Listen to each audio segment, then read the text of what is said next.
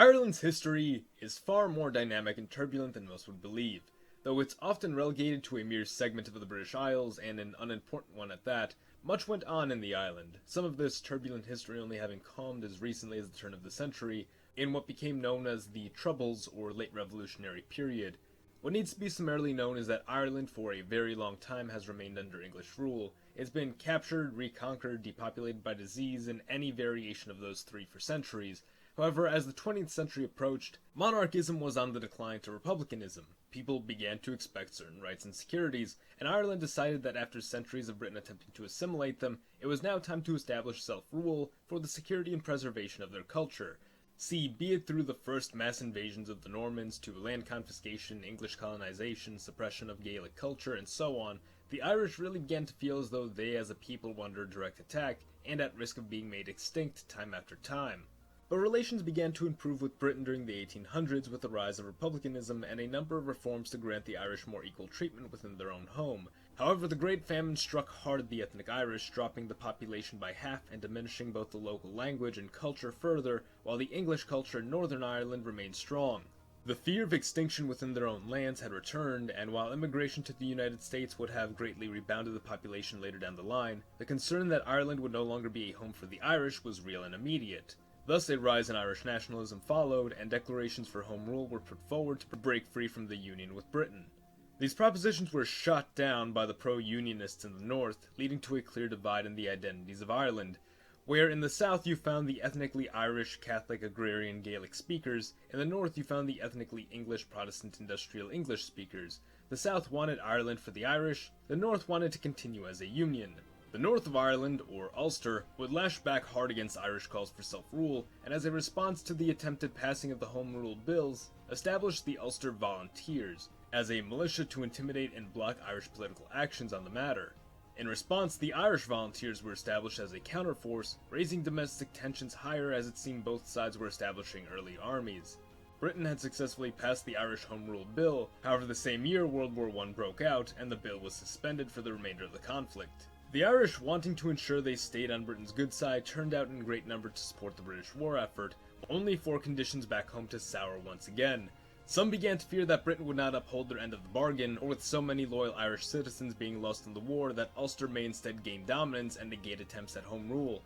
This led to an immediate demand for independence regardless of the Great War, manifesting in the form of the Easter Rising, the first armed insurrection of the Revolutionary period. And while unsuccessful in its official goal of liberating the whole of Ireland, actually the Rising was grossly unsuccessful entirely, but it was the British retaliation to the Rising which ended up fueling Irish nationalism to greater heights than ever. See, the Rising was in large part much against the wishes of the general Irish public. They really just wanted to wait out the war and trust Britain to grant them home rule as it had promised pre-war. However, in the wake of the Rising, Britain underhandedly arrested the leaders, organizers, and alleged participants, putting them on show trials before sentencing them to death. This, paired with the massive civilian casualties caused by Britain's recklessness and confusion, led the Rising to become an icon of British oppression over the Irish, fanning the flames of unrest in the coming years, culminating in the Irish War of Independence, which separated Ireland from Ulster, and led to the Irish Civil War, between those who accepted the partitioning of the island and those who demanded Ireland be made whole as an independent republic. There was much potential during the Revolutionary period for Ireland to be swayed any number of ways. Politically, the Irish independence movement was of course nationalist, but various factions composed it, most notably the socialist-leaning Sinn Féin. While realistically it wasn't a flip of the coin kind of thing, the possibility did exist for this newly independent Ireland to take a socialist or fascist character. Today we'll be exploring the latter. What if Ireland became fascist? Ireland at the time had its own somewhat fascist organization known as the Blue Shirts. Their leader was Eoin O'Duffy, veteran of the War of Independence, Irish Civil War, and later the Spanish Civil War. O'Duffy had been involved in the military front of the Irish independence movement since the very beginning, joining the Irish Volunteers at the age of 27, seeing it well into its transition and becoming the Irish Republican Army. He quickly rose through the ranks and achieved the role of brigadier in only 2 years, eventually becoming director of the army in 1921, joining Sinn Féin and serving as a representative, and later becoming IRA Chief of Staff in 1922, becoming the youngest general in all of Europe to have achieved the rank until the rise of Francisco Franco some years later. During the Civil War, O'Duffy supported the partition, believing it was the best deal Ireland could hope for at the time, later using this military prestige to become Grand Commissioner of the newly established Irish Police Force, This had become O'Duffy's peak of grace. He was respected, admired, and seen as an organizational genius, a reputation he would hold until the general elections of 1932 and 1933, where he would begin to lose it all. Opposition party Fianna Fáil? I don't speak Gaelic, folks. Opposition party Fianna Fáil took power, and its leader, Eamon de Valera, paranoid of O'Duffy's political views affecting his policing, dismissed him as commissioner. It'd be following his dismissal that he would lead the Army of Comrades Association, bringing many of his loyalists with him and establishing of the group a National Guard, which would come to be known as the Blue Shirts, for their emulation and supporting of Mussolini's Black Shirts. O'Duffy would come under fire by the IRA and de Valera, both labeling him as a traitor, banning him from public speaking events, and eventually outlawing the group altogether. Despite this, O'Duffy would still continue to campaign for his party, even offering the service of his group to Italy during the Second Ethiopian War and to Franco during the Spanish Civil War. He would, again in 1933, unite his faction with the original ruling party and Centre Party to establish Fine Gael, which is now the largest political party in Ireland. So it's clear O'Duffy was a very resourceful man with pretty big ambitions, but found himself halted in his tracks. For this scenario, to get O'Duffy into a seat of power, we'll propose that Eamon de Valera simply isn't around to remove O'Duffy. How do we do that? Well, Valera happened to be one of the men arrested and sentenced to death for the Easter Rising, however was released through sheer luck following backlash toward Britain's oppressive actions. In this timeline, de Valera isn't so lucky and is picked off early on. Valera was one of O'Duffy's most outspoken critics and contributed heavily to the destruction of his reputation. In this timeline, Fianna Fáil is informed, at least not as Valera would have founded it, but a similar party likely would arise to take its place and eventually challenge the establishment. However, without Valera, it's unlikely O'Duffy would be ousted from his position as commissioner. We can assume, just as in our timeline, this new opposition party would beat out the establishment and carry on with the same general policies. O'Duffy once again becomes enamored with fascist ideology and begins shaping his police force based on what he observed overseas. Former establishment leader W.T. Cosgrave and O'Duffy would hold a grudge against the new regime. In our world, it was even rumored that the two had contemplated a military coup to remove Fianna Fáil using O'Duffy's police force, later on also attempting a march on Dublin with the Blue Shirts, only for the event to be barred by Valera. In this world, there's not much stopping them, but it wouldn't happen immediately. Cosgrave was a rather reserved character, effective but reserved. He hardly saw the new opposition as a threat, only expecting a brief tenure, not realizing it would serve for some 16 years and form the nation's dominant party for over half a century. Of course, by the time it was clear Fianna Fáil was here to stay, O'Duffy's influence waned and an armed reconquest of the government was out of the question, but not this time. As the new regime's policies became increasingly pestering to Cosgrave and O'Duffy, so would the two quietly and independently rally up their supporters, joining them under a unified party with Cosgrave as the political head and O'Duffy as the commander of the militant wing. In August of 1933, O'Duffy would lead his march on Dublin under the guise of a parade to honor Michael Collins and Arthur Griffith. O'Duffy would be backed by 7,000 armed men and 20,000 more standing in unarmed support, demanding the government surrender authority to the Blue Shirts, or the National Corporate Party as it was now known. Yeah, they changed names quite a few times. The government buildings would be seized and O'Duffy would reign in his military rule, arresting any dissidents and using his position as Grand Police Commissioner to overwatch the nation, both to secure the streets for civilians and keep a watchful eye out for suspicious activity. Though being a man of ideas, earnest, and certainly of leadership, O'Duffy wasn't much for politics and negotiation, often being described as overbearing, excessively aggressive, and plainly unpleasant to be in conversation with. Cosgrave, on the other hand, was relatively meek, and while he was effective in getting tasks complete from behind a desk, in personal confrontation he often folded to the will of those around him, to the point that some believe his leadership was only successful on account of the cabinet he had kept.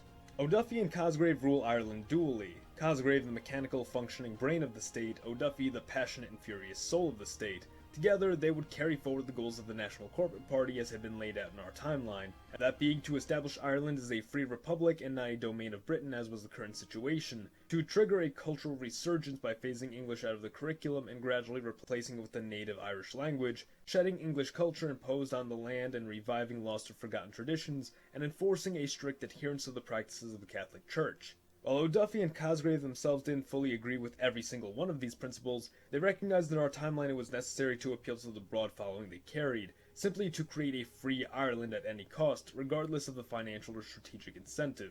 Focus would need to be directed only on the rebuilding of the Irish people as they once were. Interest in Ulster was diminished as the Irish began to recognize it as merely a British colony, and that over time, through a strengthening of themselves and their own culture, that they would eventually drive them out to reunite the entirety of the island, but that would not be any time in the immediate future.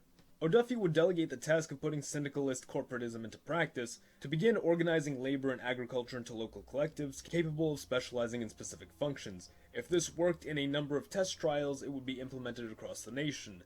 Now, how does Britain react to all this? Well, immediately O'Duffy raises concerns that this would be an instance of fascism arising in Britain's backyard, now threatening to forcibly annex Ulster. However, Cosgrave makes clear that the corporate Irish Republic intends on honouring all former agreements with Britain, so long as it be free to reign over itself, it shall make no moves of aggression against Britain. Having just dealt with over a decade of internal conflict on the island, Britain decides in this case to wash its hands of Ireland, at the exception that Ireland dismantle and build no more naval or air bases along its eastern coast, as in the coast that directly faces Britain. An exception is made for land armies and forts to be built for the sake of defense, but otherwise these terms are accepted by Cosgrave. O'Duffy is of course somewhat paranoid of the prospect of demilitarizing an entire coast while Britain's remained armed, but at the risk of triggering an immediate military overthrow of himself, he was forced to accept it. However, this motivated O'Duffy to seek out allies should Britain try anything, leading him, of course, to Spain. There was a great deal of chemistry between Franco's Spain and O'Duffy's Ireland. Their shared anti-communist stance, their hardline support of Catholicism, and their general desire to remain neutral, unhindered, and left to their own devices by the rest of Europe. As a matter of fact, Franco's Spain and the National Movement, or Phalangist Party, are near-perfect parallels for O'Duffy's Ireland and the National Corporate Party, with the exception that the Corporate Party and O'Duffy were staunchly anti-capitalist, whereas Franco believed it was compatible with his society. However, both did share a concept of a syndicalist economy. Similar to Phalangism, O'Duffy also hoped Ireland would inspire culturally similar nations, i.e. the Celtic nations, to adopt Ireland's policies in the future. However, had no interest in uniting them or intervening in their affairs directly, just as Franco's Spain was toward its former Spanish colonies, except Spain did want to unite them at one point, but kind of gave up. If Spain is any model to work off of, Ireland likely wouldn't become remarkably wealthy or formidable, and may well devolve to become not much different than what it is today. However, there were some major distinctions between Ireland and Spain. For one, Ireland was not racked by the same devastation Spain faced following the Civil War. Much of the Irish population lived in a rural environment, which wasn't greatly affected by the war, which by this point had been years ago, and the nation had time to recover from. Ireland was also more culturally homogeneous, the greatest disparities being between the North and South, which were now separated, meaning there'd be less internal conflict and more unanimous support for policies which benefited the like-minded majority. Also, because of O'Duffy's rejection of capitalism wholly, there is far less opportunity for an economic overclass to form, allowing wealth and resources to accumulate within the nation and not remain in the possession of a select few. Similarly to Spain, the ruling party would have been a conglomeration of smaller parties and ideologies. However, unlike in Spain, where goals ranged from the restoration of the empire to a nationalist workers' revolution, Ireland was far more assured of its larger goal, i.e. be free and be Irish, leaving only civil items up for debate between the ideologies such as women's rights, economic policy, etc. In short, Ireland would have been like Francoist Spain, but likely much more efficient. It would surely have its hiccups and may even see a heavy decline in the Cold War era if it continued to remain isolationist, unless of course it paired up with, say, Yugoslavia. Regardless, in the direction Ireland was moving, it may very well achieve its long-term goal of retaking the island and restoring a rich Irish identity, and realistically that's probably where the story would end, at least if it brought us up to present day. But let's also consider the Second World War. A fascistic power in neighboring Britain which would certainly hold sympathies toward the Axis. It's understandable how this could be an appealing ally for Germany, and we could propose a hypothetical where Ireland facilitates a German invasion of the British Isles, but it really wouldn't be possible. Ireland, as previously stated, had it become fascist and not be immediately invaded by Britain, would likely be forced to disarm its coast for precisely this reason. Suppose that's not the case and there's a nice little naval fleet prepared to invade Britain from the Irish east coast. It really wouldn't stand a chance. Ireland, at least the portion we're working with, is again mostly agrarian. It lacks industry to produce the same war machine Germany did, as well as the resources and skill as a military power. German support is possible and we could assume a two-front sea invasion. If Britain focuses on combating Ireland, allowing Germany to land, well, that's a win for Germany. If Britain focuses on Germany and allows Ireland to land, well, no luck there. The sea invasion is only the first part of the battle. The coast and mainland would also need to be secured. Britain early on in the war was fairly vulnerable to a land invasion and would not have stood a chance against Germany. Ireland, on the other hand, is not as formidable, and the Irish island could easily be bombarded into surrender while the British mainlanders endured. To summarize, an Irish allegiance to the Axis and an invasion of Britain would not end well, and again leave us with a status quo Ireland, with perhaps a more intense later revolutionary period in the 90s. Personally, I'd stick with the first ending on grounds of reality and most distinction from our own world. Let me know how you think Ireland might turn out in this timeline. The US of Z, thanks for watching. Support your legion by liking the video or join our ranks by subscribing for more. Mr. Z, out.